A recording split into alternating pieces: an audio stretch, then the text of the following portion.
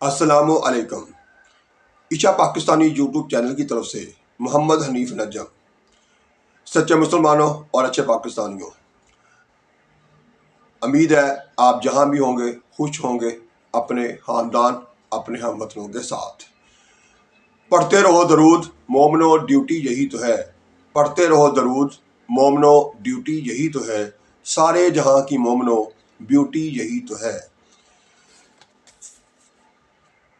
صلی علی نبینا، صلی علی محمد، صلی علی شفیعنا، صلی علی محمد۔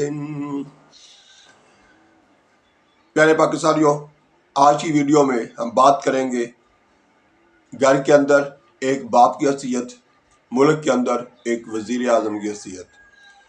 اب ہم زیادہ بات اس پر کریں گے کہ پہلے ہم اکائی یعنی اپنے خاندان اپنے گھر میں باپ کی حیثیت پر بات کرتے ہوئے پھر ہم تھوڑی سی بات کریں گے، کیونکہ جو ویلیو گھر کے اندر باپ کی ہوتی ہے یہی ویلیو ملک کے اندر وزیر اعظم کی ہوتی ہے۔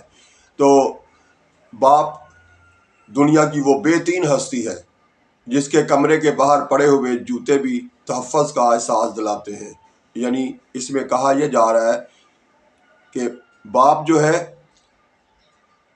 اس کا گھر میں ہونا انتہائی تحفظ کا احساس ہے ہر لحاظ سے، چاہے وہ طاقت کے لحاظ سے ہو، چاہے وہ مالی طور پر ہو یعنی معاشی لحاظ سے ہو، اور چاہے وہ خاندانی لحاظ سے ہو۔ ہر طرح سے باپ جو ہے وہ اپنے خاندان کو ہر طرح کا تحفظ فراہم کرتا ہے۔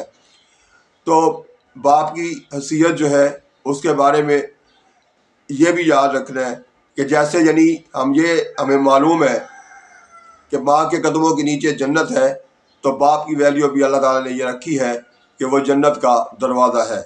تو اس لیے ہمیں کوشش کرنی چاہیے اپنے ماں باپ، خصوصی طور پر باپ کوئی بات آج کر رہے ہیں تو باپ کے حوالے سے یہ یاد رکھنا چاہیے کہ اسے اپنے گھر میں اتنی عزت اور ویلیو دینی چاہیے جس کی وجہ سے ہم اچھا خاندان، سمجھدار لوگ، اور پھر معاشی اور ہر طرح سے خاندانی لحاظ سے تحفظ فراہم کرنے والا جو گھر کا فرد ہے اس کو اتنی ویلیو دینی چاہیے کہ وہ آپ کو آنے والے کل کے جو حالات ہیں، جو مشکلات ہیں، ان سے بچائے رکھے، اور ساتھ ساتھ آخرت میں بھی آپ کی بخشش کا ذریعہ بنے۔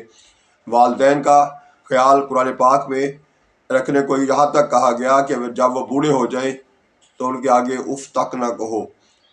تو یہ کیا ہمارے ہاں ہو رہا ہے؟ ایسا نہیں ہو رہا۔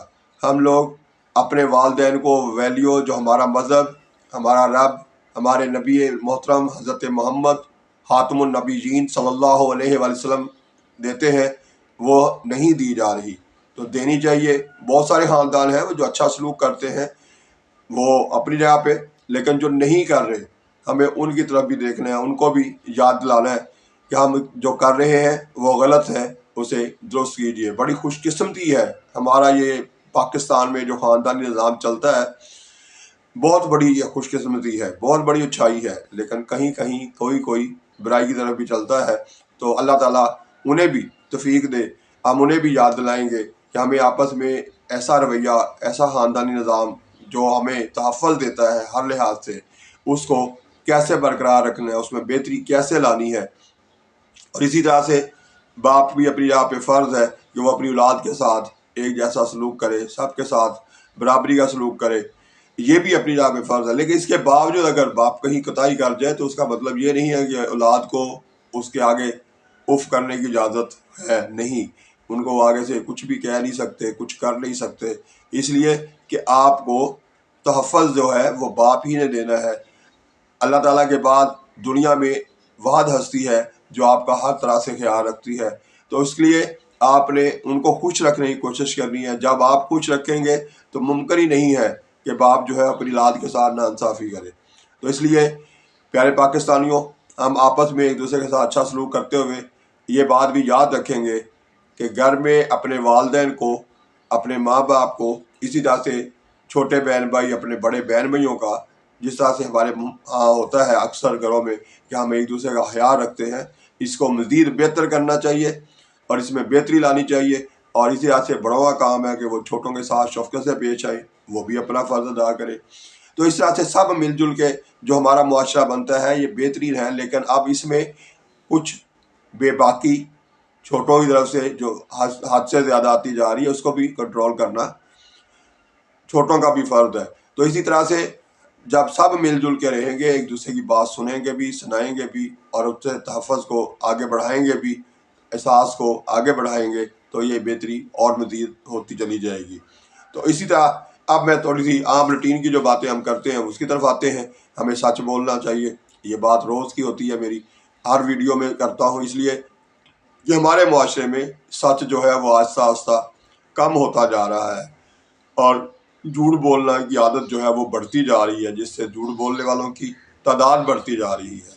تو اگر آپ چاہتے ہیں، ہم چاہتے ہیں کہ اپنے ملک میں سچائی جو ہے اس کو بڑھائیں، اس میں بہتری کو بڑھائیں، تو اس کے لیے ہمیں ہر وقت اٹھتے بیٹھتے یاد دلاتے رہنا ہے.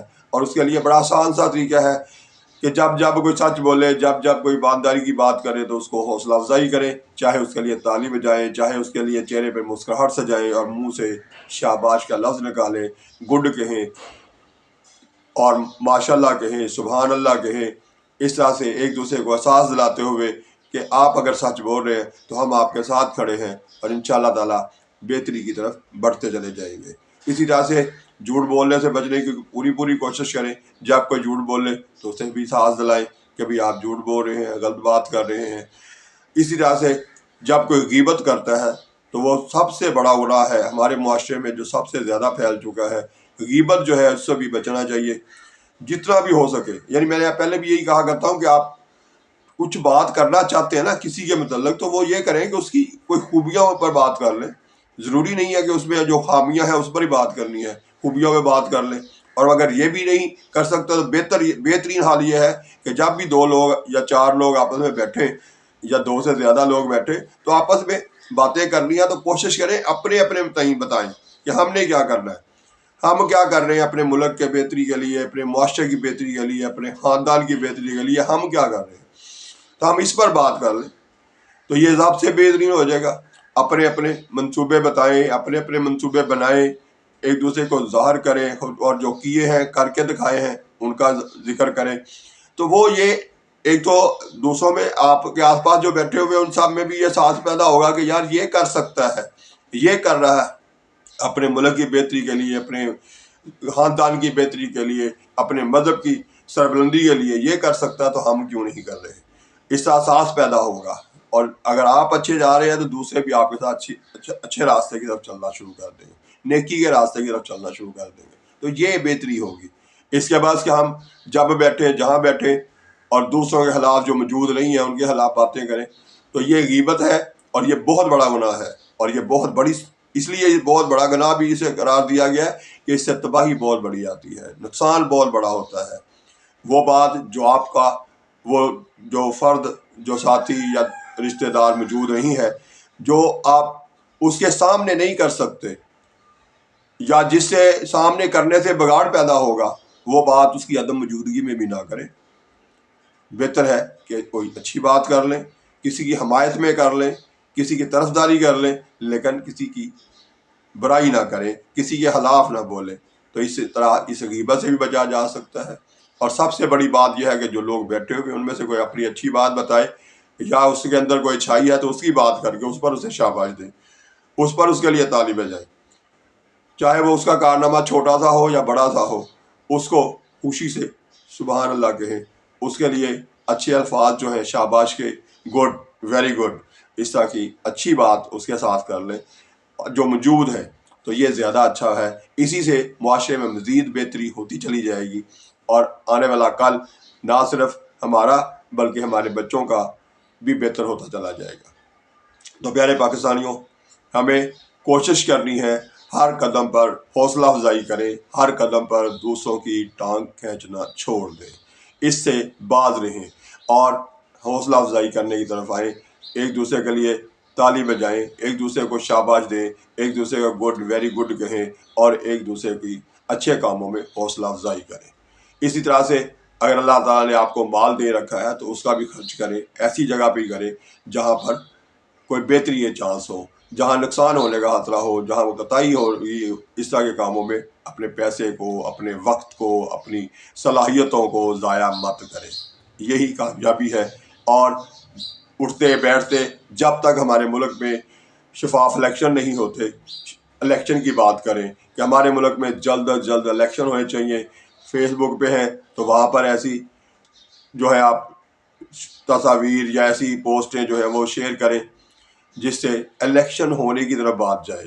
اسی طرح سے ملک میں مہنگائی کی بات ہوتی ہے تو مہنگائی پر جو ہے اپنی پوسٹیں شیئر کریں زیادہ سے زیادہ۔ یعنی جو بھی چیز آپ جس چیز میں خامیاں محسوس کرتے ہیں یا جسے آپ مزید بہتر کرنا چاہتے ہیں، اس شعبے کے حوالے سے زیادہ سے زیادہ سوشل میڈیا کا سہارا بھی لیں، اور آپس میں جب گفتگو کریں اس وقت بھی اس طرح کی گفتگو کریں۔ اسی طرح سے کوشش کرنی ہے کہ ہمارا ملک جو ہے وہ آنے والے کال میں بہتر ہو جائے، یہاں کا نظام ٹھیک ہو جائے، تو اس کے لیے ہمیں جدوجہد جاری رکھنی ہے۔ اور اس جدوجہد کا ہمیں یہ فائدہ ہوگا کہ ہمارا آنے والا کل اچھا ہو جائے گا، اور اس سے ساتھ ساتھ ہمارے بچوں کا مستقبل جو ہے وہ بھی محفوظ ہوتا چلا جائے گا۔ تو پیارے پاکستانیوں، اگر آپ اتنی محنت سے اور اتنا اپنا قیمتی کم وقت جو ہے وہ نکال کے مجھے سنتے ہیں، تو اگر میری باتیں آپ کو اچھی لگتی ہیں تو انہیں آگے شیئر کریں، دوسروں تک بھی پہنچائیں، تاکہ اور پاکستانی زیادہ سے زیادہ سنیں اور زیادہ سے زیادہ جو ہے اپنی خامیاں جو ہے ان کو دور کر لیں، اور بہتری جو ہے اپنی عادتیں ان کو مزید اجاگر کرنے کی کوشش کریں۔